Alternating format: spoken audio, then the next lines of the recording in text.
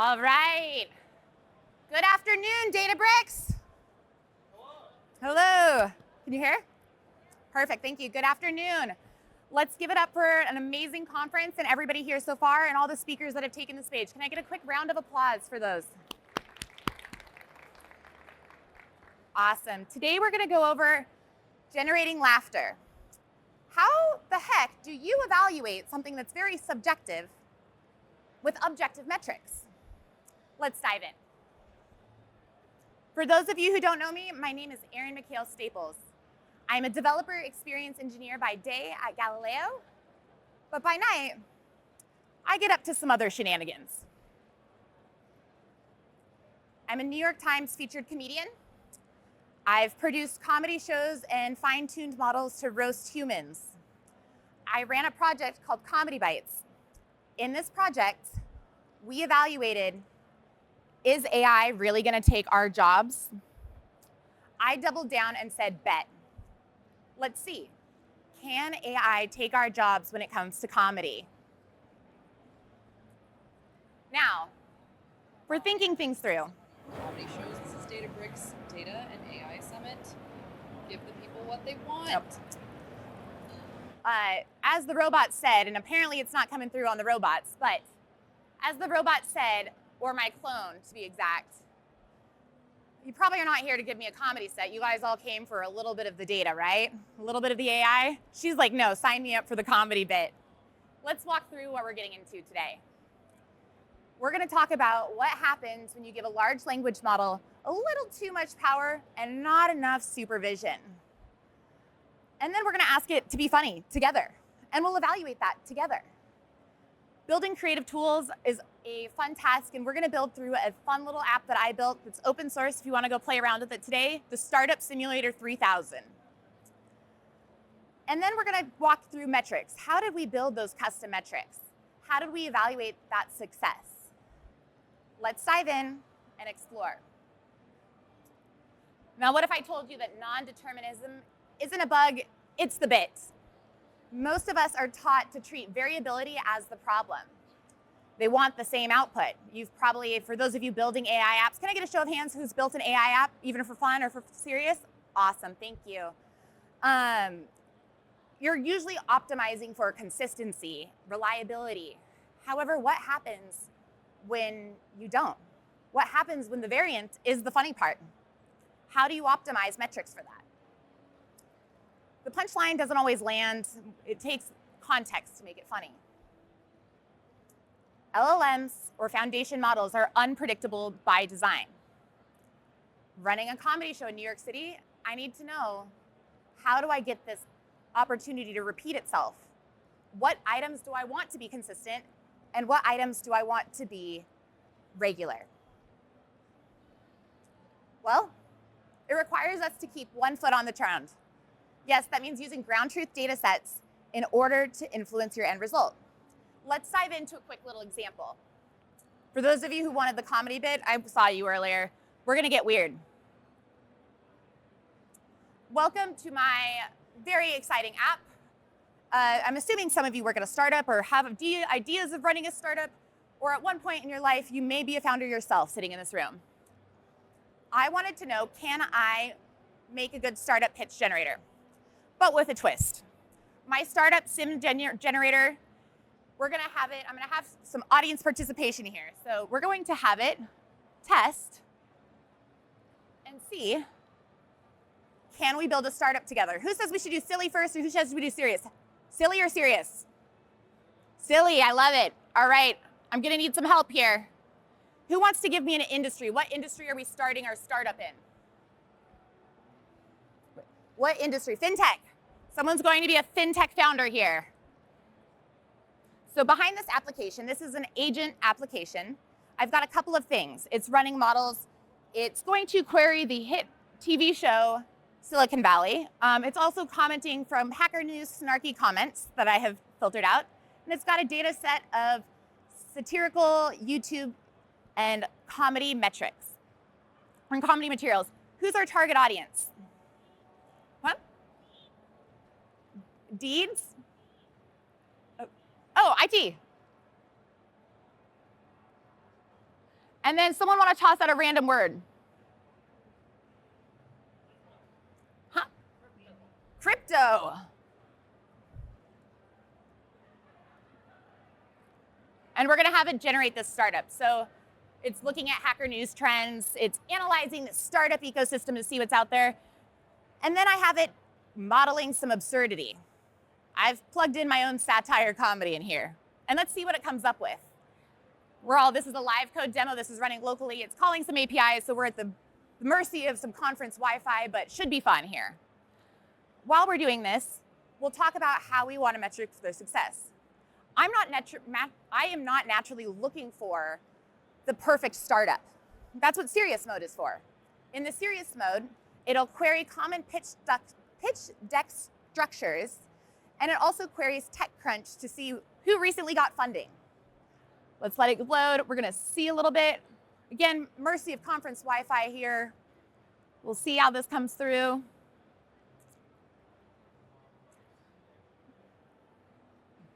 If not, we've got some saved ones examples. We're going to keep it going.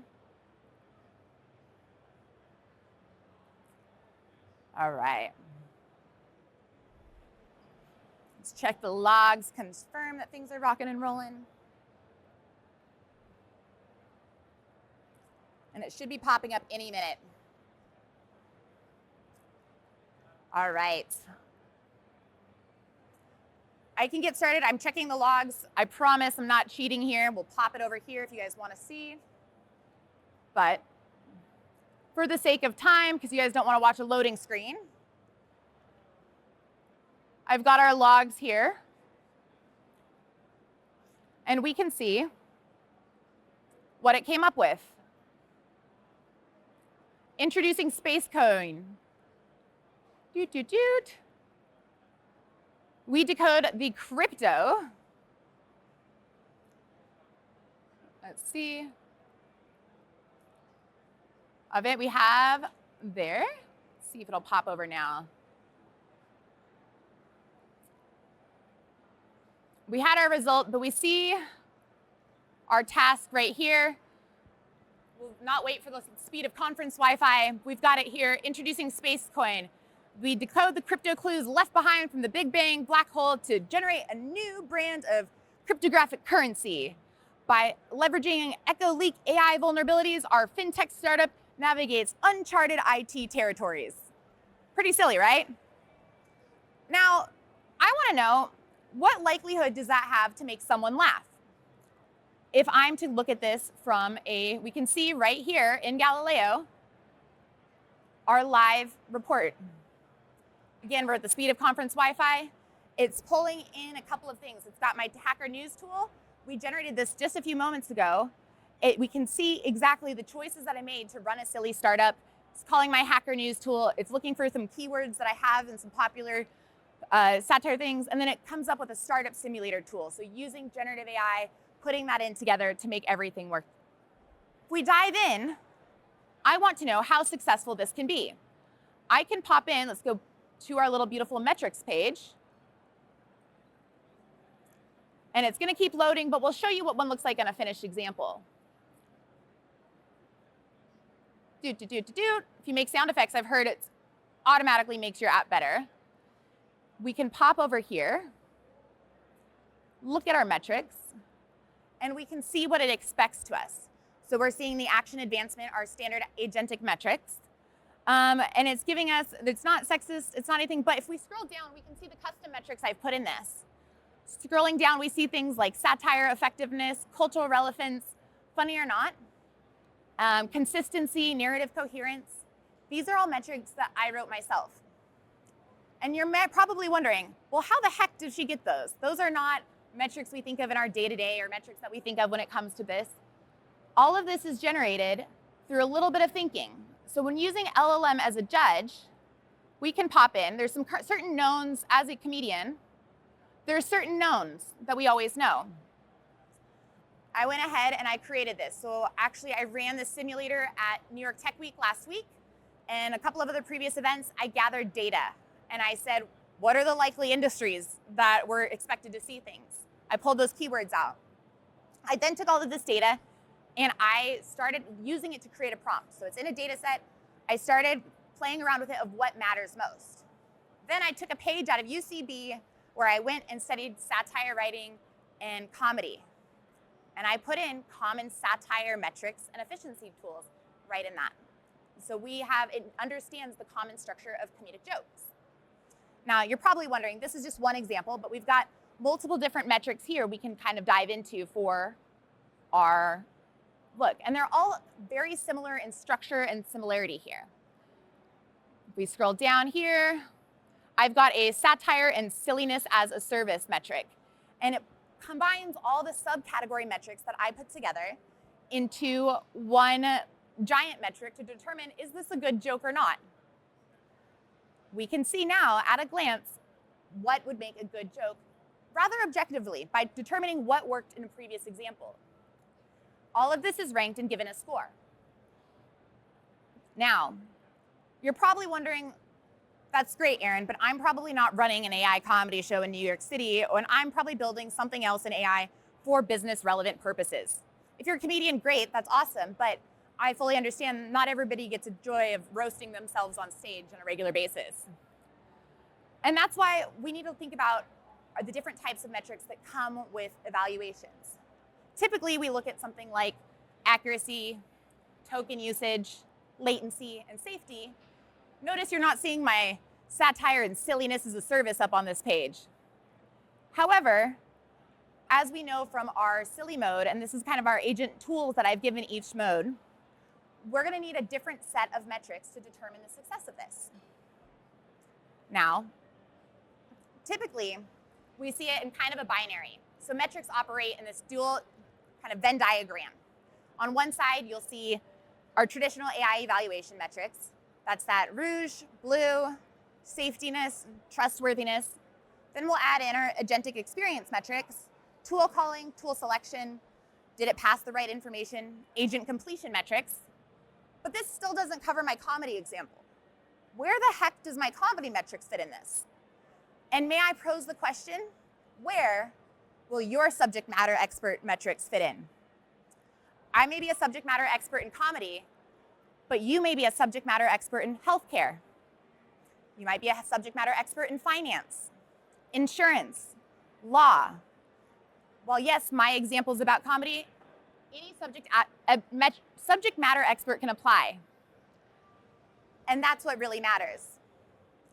You'll probably never find a set of metrics that is perfect right out of the box for your use case. And that's okay. When we measure metrics, we need to make sure that we're measuring them against what we want to see. In my case, it's comedy. In your case, it might be a different subject matter expertise. Start thinking about how you can develop it and build your own set of metrics for your needs. Let's go beyond comedy. Let's dive into healthcare. Let's dive into legal, or maybe, heck, maybe who's going to build the first metric for dog training, or so on and so forth. But when it comes down to it, you need to really think about what is important to measuring in your case. So let's dive into that and wrap things up in a bow. First off, start with key metrics. What is your make or break in this world? What do you need to have over any other type of metric that's out there? Is it safety? Is it PII? Then establish your baselines. What works for you? And what do you expect? You can get something with a really, really high latency and have your application spitting out answers rapidly. However, if it hallucinates or drops a bunch of errors, that's not worth it. Track trends over time. How many people have built something and then there's a new model update and your app completely breaks? I see it, yeah, we've been there. It's a painful one. Make sure that you're understanding and identifying key dates and trends over time. Are you refreshing your data sets? Are you diving into a new model update? Are you changing the deployment process? These are all things that can kind of happen and influence. And by having time-based metrics, you can directly see where they might impact your end metrics. And again, as mentioned previously, we want to combine multiple metrics. There is no one right metrics out of the box, and that's okay. At the end of the day, you're looking for the best compilation of metrics that fit your needs. Now, set thresholds. What is successful? My threshold for comedy, I'm okay with it varying a little bit. I want it to be weird and off the wall. However, my threshold for, say, a customer support app, if I'm giving it 3 different answers and 3 different ways to do things, you can all imagine that I'm going to be hearing a good phone call from someone, or someone's going to be rage quitting that chatbot. So again, here's that beautiful slide if you want to take a screenshot, and all of this will be available online afterwards. All of this comes together and says, make sure that you're choosing the right metric stack for you. Well, yes, my app today is dealing comedy. Your app today might be a different subject matter experts. The most important part when we're thinking about the metrics for success, whether it's comedy or we're thinking about healthcare or finance, is to determine and make sure that that subject matter expert is kept within the loop and you're building alongside them. Building in silos helps nobody. So if you liked this demo and you like this example, and maybe you want to build your own version of the Startup Simulator 3000, this will be up soon on the Galileo SDK repo, so feel free to play it. It'll probably be up by this afternoon. We love when we have like version controls and PR reviews. But if there's any other questions, you can reach out to me at erin@galileo.ai. If you enjoyed this talk, I'm open to questions if you've got anything. Thank you.